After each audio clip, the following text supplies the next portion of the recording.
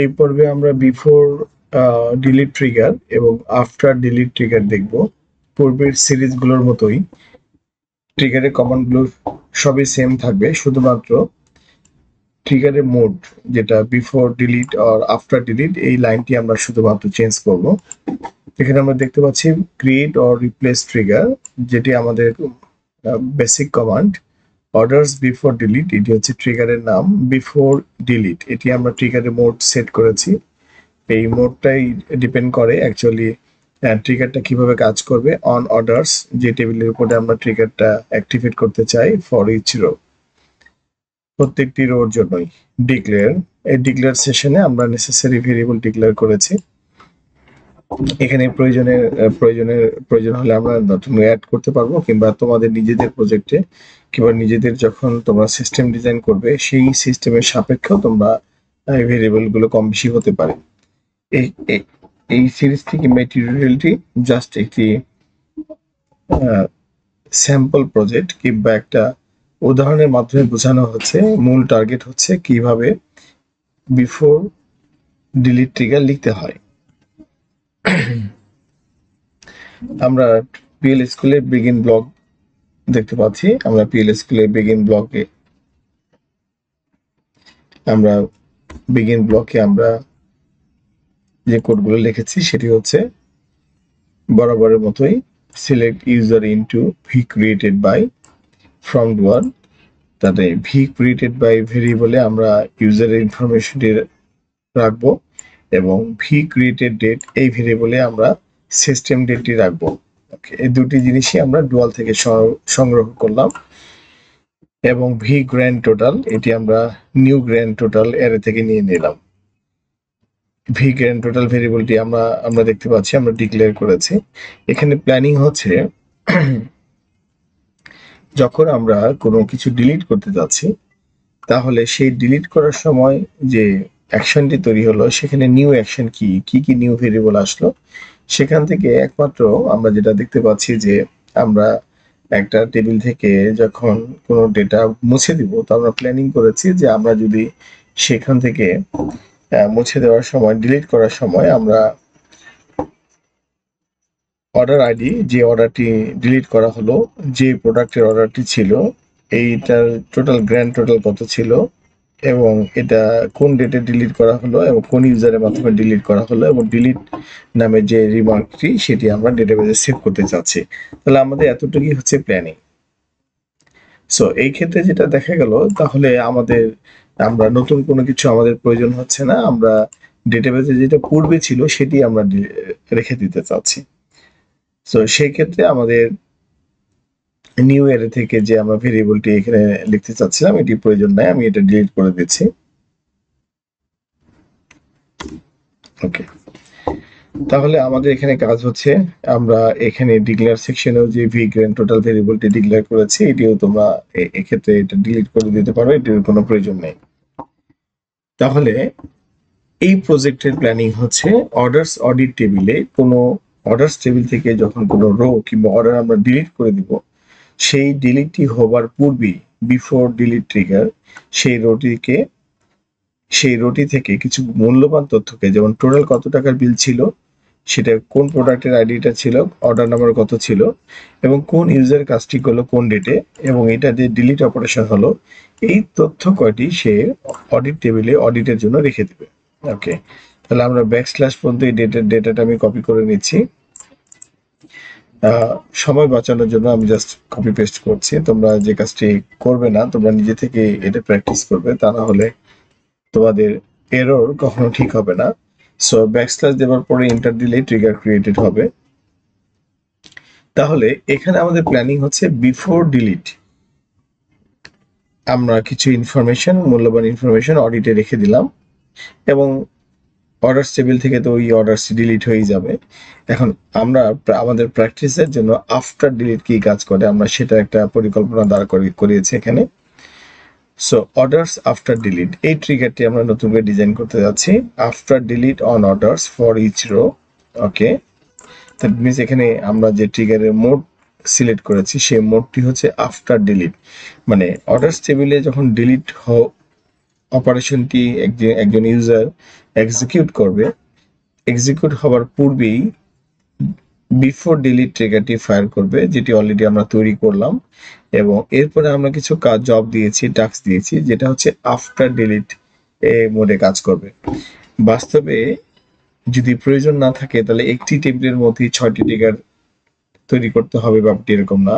কিংবা একটি টেবিলের উপরেই যে 6টি ট্রিগার প্রয়োজন হবে সবসময় তাও না। আমরা আমাদের শেখার জন্য এই প্রজেক্টের থিমটাকে এমনভাবে দাঁড় করিয়েছি যে একটি অর্ডার্স টেবিলের উপরে আমরা 6টি ট্রিগার ইমপ্লিমেন্ট করেছি এবং এই ট্রিগারগুলোকে আমরা কিছু টাস্ক দিয়ে এটাকে এক্সিকিউট করে দেখেছি যে হ্যাঁ কিভাবে ট্রিগার কাজ করে এবং ট্রিগারকে দিয়ে কাজ করানো যায়।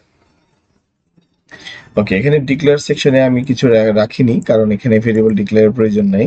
এখানে আমরা খুব ছোট একটি টাস্ক দিয়েছি, বিগিনিং এর মাধ্যমে লিখেছি insert into order cancel log. সাধারণত আমরা বলতে চাই এটা একটা থিম দাঁড় করাতে চেয়েছি এভাবে যে কোনো অর্ডার যখন ডিলিট করা হয় তার সেই অর্ডারটি ক্যান্সেল হয়, সেই অর্ডারটি আর দেখার প্রয়োজন হয় না। তো আমরা যদিও বা অডিট টেবিলে রেখেছি, কিন্তু এখানে আমরা যে কাজটি করতে চাচ্ছি সেটা হচ্ছে যে আমরা আলাদা ক্যান্সেল লগ ফাইল তৈরি করতে পারি, কিংবা সিস্টেমে এটা প্রয়োজন হতে পারে যে এই পর্যন্ত এই সিস্টেম থেকে কতগুলো অর্ডার ক্যান্সেল হয়েছে, কিংবা আমরা আরো কোনো সুষ্ঠু পরিকল্পনা করে এটিকে অন্য কোনো টেবিলের সাথে কিংবা অন্য কোনো কোয়েরি কিংবা অন্য কোনো ডেটাবেজের অন্য কোনো টেবিলের সাথে কিংবা একই সার্ভারে না রেখে অন্য কোনো সার্ভারে কিংবা ডেটাবেস সার্ভারে ডেটা আমরা ইনসার্ট করতে পারি। সো আফটার ডিলিট ট্রিগার কাজ করবে, ট্রিগার ফায়ার করবে এবং সেখানে যে আমরা কিছু জব রাখতে পারি, এটি হচ্ছে তার একটা রিয়েল এক্সাম্পল।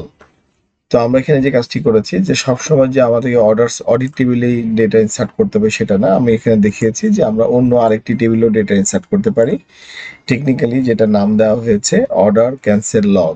ওকে, তাহলে insert into order cancel log মানে অর্ডার ক্যান্সেল লগ ফাইলে ভ্যালু রাখবে কোন কলামে, অর্ডার আইডি এবং অর্ডার ডেট, ক্যান্সেল ডেট মানে এখানে বোঝানো হচ্ছে যে এই অর্ডারটি এই ডেটে ক্যান্সেল হয়েছে, এবং সেখানে ওল্ড অর্ডার আইডি মানে কোন অর্ডার আইডিটি ক্যান্সেল হলো এবং কোন ডেটে ক্যান্সেল হলো সেটি আমরা এটা রাখবো। এই ওল্ড সবসময় আমাদেরকে কি দিবে, যেটি ডিলিট হয়ে গেল সেটি কিন্তু ওল্ড, আর যেটি নতুন ইনসার্ট হচ্ছে সেটি হচ্ছে নিউ অ্যারেতে থাকবে। এবং কোনো ইউজার থেকে কোনো ক্লায়েন্ট থেকে যখন ওরাকল সার্ভারে কোনো কিছু রো ডিলিট হয়ে যাচ্ছে সেটি ওল্ড অ্যারেতে থাকবে।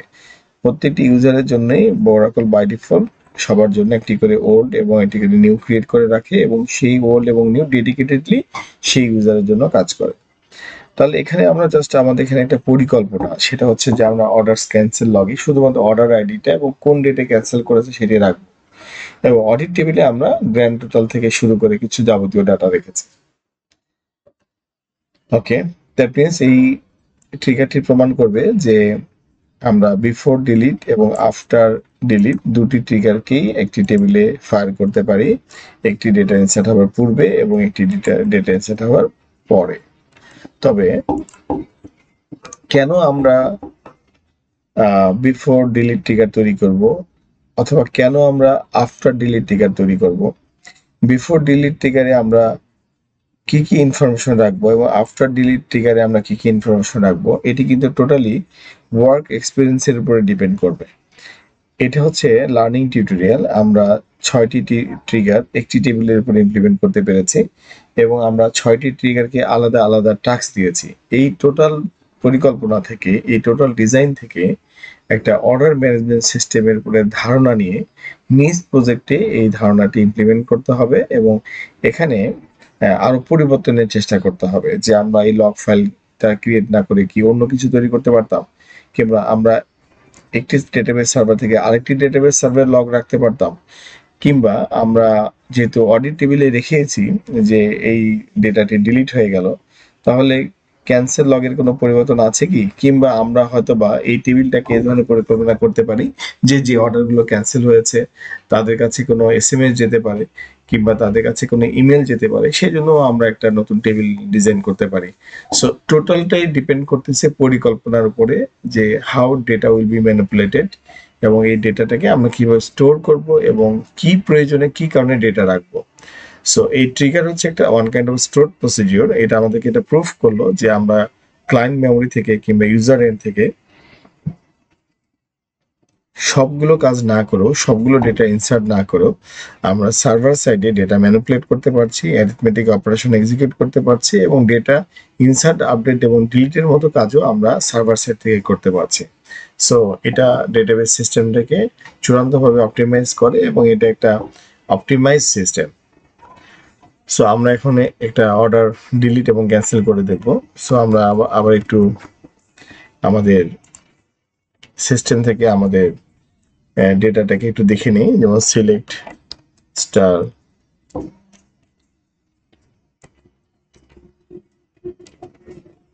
ফ্রম অর্ডারস, এই অর্ডারগুলো আমাদের আছে।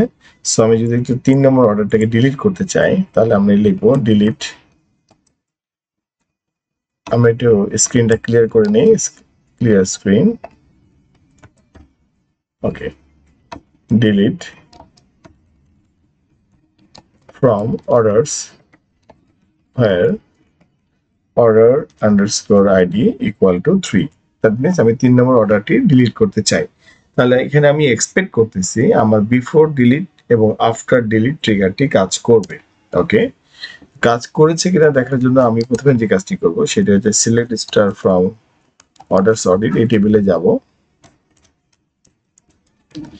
সেখান থেকে আমি এটা দেখতে পাচ্ছি যে আমি ডিলিট অপারেশনটি তৈরি করলাম, ক্রিয়েট করলাম। 8 গ্র্যান্ড টোটাল 8 টাকার অর্ডারটি আমি ডিলিট করে দিয়েছি। ওকে,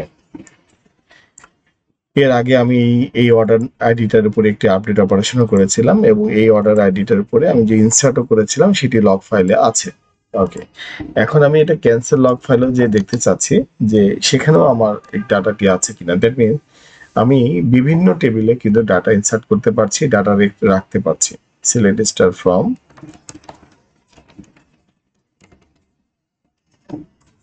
আমাদের টেবিলের নাম হচ্ছে অর্ডার ক্যান্সেল লগ,